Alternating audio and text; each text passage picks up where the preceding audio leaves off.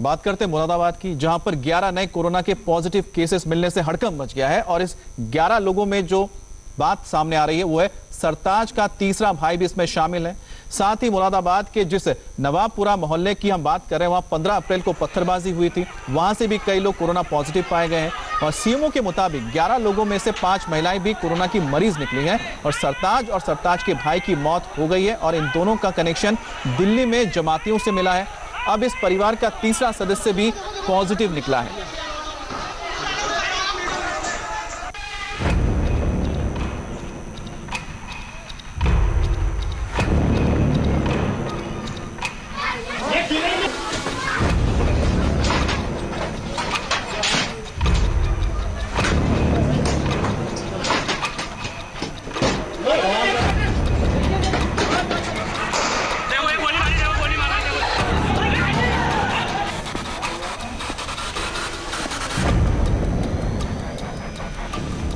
मुरादाबाद की इन तस्वीरों को देखकर हर कोई स्तब्ध हो गया था। हर पल तस्वीर भयानक से भयावह होती जा रही थी।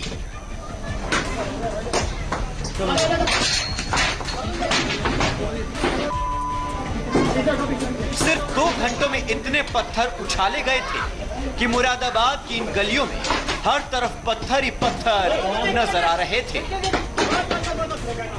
वो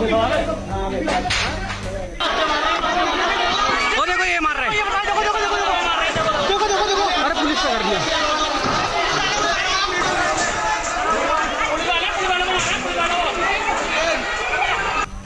पत्थर फेंकने वाले कह रहे थे कि कोरोना के बहाने सरकार परेशान कर रही है, प्रताड़ित कर रही है। कोरोना से हमें हमारा अल्लाह बचा लेगा।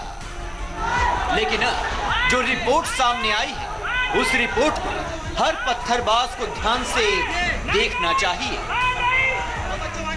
हो सकते हैं कि क्या इसमें बबलू जो सरताज का भाई है वो भी शामिल है?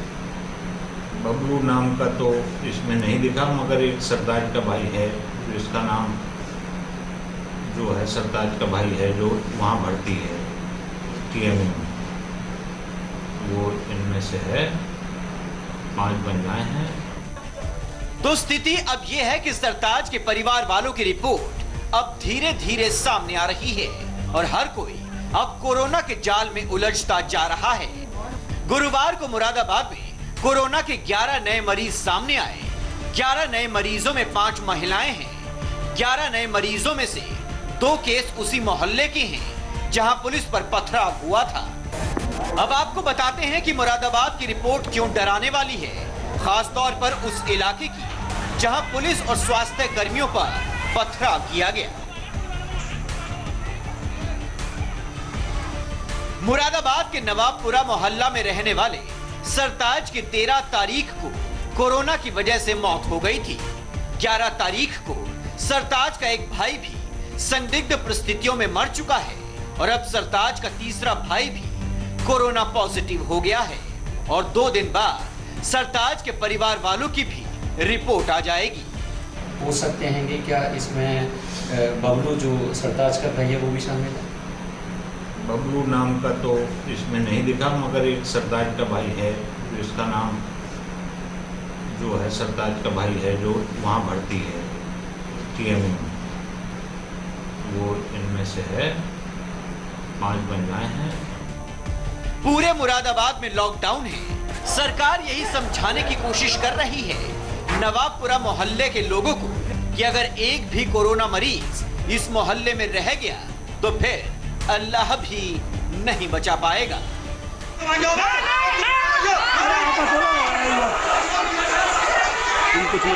अरे भैया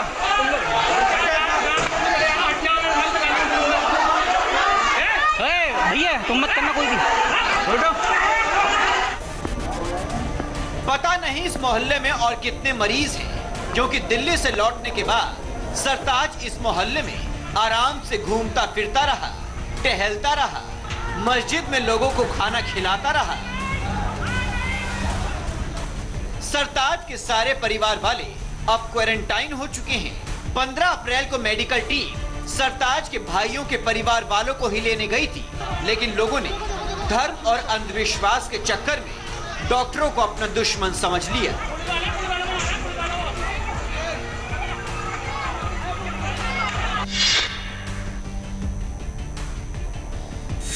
एक भाई को ले गए तो दूसरे भाई को ले गए, फिर तीसरे भाई को लेके जा रहे थे तो पब्लिक ने हैरा काटा, घोसी ने क्या करे हैरा काटा, घोसी ने अपने क्या करे पथराव चलाया, कुछ भी करा, उनको लड़ाई झगड़ा करा, उधर करा, इधर कुछ नहीं करा।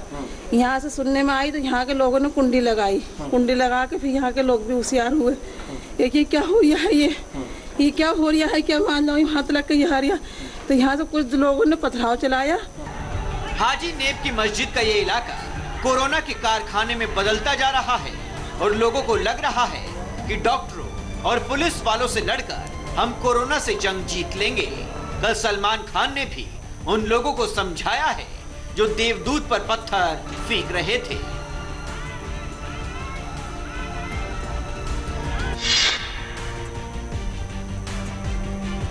ये कमाल है, डॉक्टर आपकी जान बचाने के लिए आए, नर्सेज आपकी जान बचाने के लिए आए और आपने उन पर पत्थर बरसा दिया। जो कोरोना से डिटेक्ट हो रहा है, वाह, वो हॉस्पिटल से भाग रहा है। भाग के जाओगे कहाँ, किस ओर भाग रहे हो, जिंदगी की ओर भाग रहे हो या मौत की ओर भाग रहे हो? कोरोना के खिलाफ जब देश लड़ाई लड़ रहा है तो कुछ लोग देश के डॉक्टरों और पुलिस वालों से लड़ रहे हैं। मुरादाबाद में अब तक 17 लोगों की गिरफ्तारी हो चुकी है और बाकी पत्थरबाजों की तलाश की जा रही है। सरकार ने भी कह दिया है कि एक भी पत्थरबाज को छोड़ेंगे नहीं।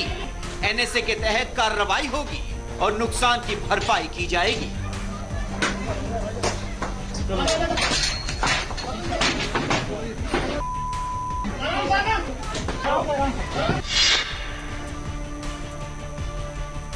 मुरादाबाद की घटना के बाद 17 लोग गिरफ्तार कर दिए गए हैं एवं माननीय मुख्यमंत्री जी के आदेशानुसार उन पर एनएसए की कार्रवाई के साथ साथ आईपीसी की भी गंभीर धाराओं में कार्रवाई, जो हमारा डिजास्टर मैनेजमेंट एक्ट है उसके अंतर्गत कार्रवाई और जो हमारा एपिडेमिक्स एक्ट है यानी महामारी अधिनियम है उसके अंतर्गत भी कार्रवाई की जाएगी।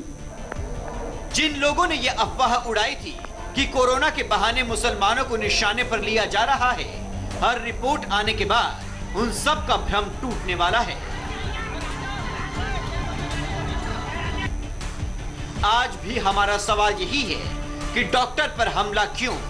कुछ अफवाहों और कुछ लोगों की घटिया सोच इस लड़ाई को कमजोर करना चाहती है, लेकिन सरकार ने कह दिया है कि देवदूतों पर हमला करने वाले देशद्रोही माने जाएंगे और किसी भी देशद्रोही को बख्शा नहीं जाएगा।